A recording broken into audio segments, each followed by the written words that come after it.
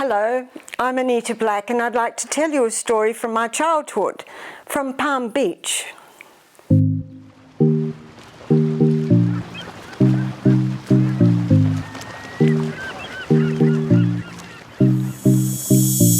Underneath the arches at Mangles Bay. "Get out of the water," yelled my big sister. "We have to go now or we'll miss the bus." If I squinted my eyes half closed, I could just see her up on top of the jetty. The sun was shining very brightly and I had been in the salt water all morning. And now I realised everything was blurry and I felt a bit raw. She's right again, I thought. It must be late. We'd been out in the deep water where the Palm Beach jetty turned right back towards Rockingham beach town. None of the kids swam further down from this corner because the Navy kept their big grey ships tied up down there on the other end of the jetty. We joined in every year for school swimming lessons and they were part of our holidays. Every day we caught the Rattly old bus to Parkin Street from Kwinana Beach, Charles Street, where our house was. And then with Mum we'd walk the 3 blocks down for the lessons. This particular year we had managed a double session and we were working then towards our Royal Lifesaving. On this last day for the swimming lessons, it was a typical summer's day. Perfect. Hot enough to enjoy the cold water. It was the early 1950s and I was just over 10 years old. I was a skinny little kid and the teacher let me pass my first life-saving certificate. I knew I wasn't a strong swimmer like my brother and sister and had really struggled to swim the distance out to the floating barge and back, changing strokes every 100 metres. I should have got out of the water early, I realised, because I suddenly felt tired. So I turned towards the rusty old ladder, bolted to the little platform jetty underneath the arches of the big high pylons. There was a problem because there were so many kids mucking around, doing bombies on top of us, and others were diving from the longer beam underneath the top deck. So I could see it was going to be very hard swimming through them. I paddled over as best I could. Everyone was pushing and shoving, and it was just luck I missed out being ducked under the water and belted by the energetic mob. Suddenly a space opened up and I lunged forward and grabbed the ladder. It didn't feel safe. It was rough and had sharp, spiky bits all over it. Lots of other hands were reaching up higher than I could, and their feet scrabbled for a foothold on the step I was clinging to.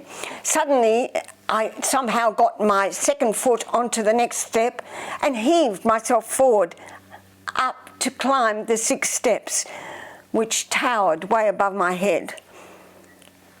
Then, halfway up, I lost my balance. It happened so fast, I don't know if I was pushed or if I fell. No one grabbed me and I felt myself slip down through all the kids, along the rusty, spiky metal, down underneath the arches, under the deep, dark, cold water. I seemed to slide like a diver.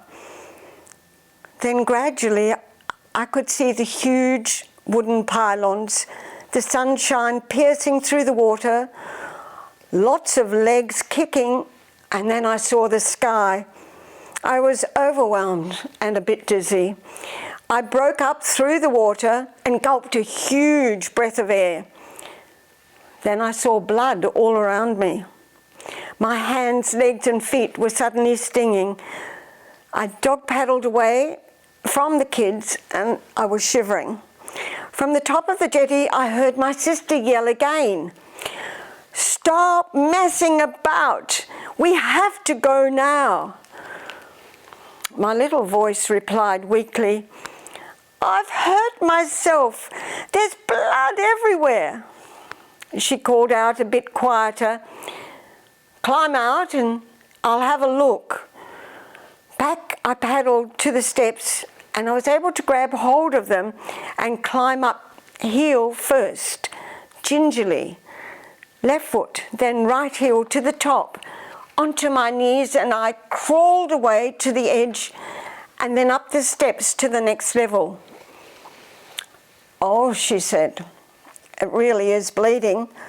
Go and jump back into the water and wash your feet and then swim to shore. I'll carry our bags and towels and meet you there." So I did as I was told. I climbed out onto the beam high above the water and jumped. Or maybe I fell. I couldn't reason for myself what to do, but I gently cleaned my foot and then swam slowly to shore. How I made it to the water's edge, I'll never know. My sister asked a stranger to help me up to the top of the beach, where he wrapped my foot up in a towel and drove me to Dad, who was working that summer at the Rockingham foreshore butcher's shop. I really can't remember the trip to the doctors, the tetanus needle, or how I got home to Mum. I can remember the stranger, and I know my family said thank you to him. And so that summer continued to be the normal, glorious summer we always expected at Rockingham and Kwinana. But that year, with lots more sitting and reading books for me, anyway, Mum spoiled me rotten. My cousins came down for a holiday, and Uncle Vic carried me across to the beach, across Office Road and Rockingham Beach Road, so that I could dabble my feet in the clean water. I must have been a heavy lump, but he never complained. Australia Day came, and it signalled the time to pack up and return home. Yes, I did pass my first life-saving certificate that year and showed it off as news at school, Mount Hawthorn Primary. And I also had an excuse I always wanted. No sport in the sun, on the hot bitumen, no barefoot exercise, but no basketball and no passball. I really loved them. You know, I felt my foot for 50 years, and I can still see the scar underneath the ball of the foot if I turn on a torch and put on my glasses to help me see. Not a magnifying glass yet, that's still to come.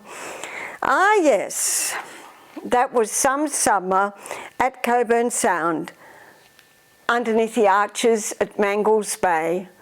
I dreamed my fears away. Thank you.